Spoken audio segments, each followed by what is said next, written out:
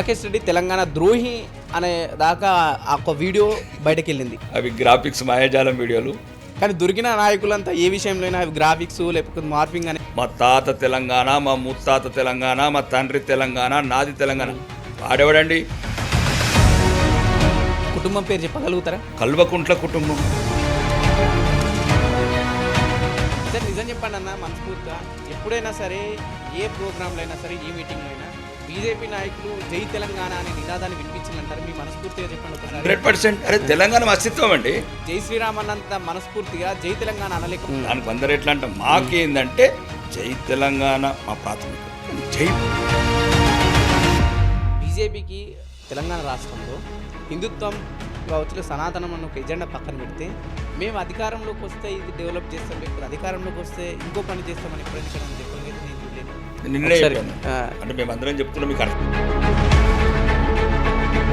దేశం ఓకే, కానీ ధర్మము సనాతనం అనే ఒక ట్రాన్స్లో నుంచి బయటకు వచ్చి బీజేపీ ఎజెండా ఏంటో ఎక్కడ కూడా చెప్పట్లేదు కదా. చెప్తున్నాం కదా, వికసిత భారత్.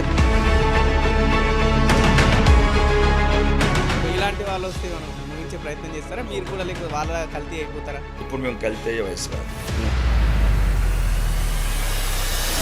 9.5 ఏళ్లలో మీ నియోజకవర్గం ఏం అభివృద్ధి నోచుకోలేదా?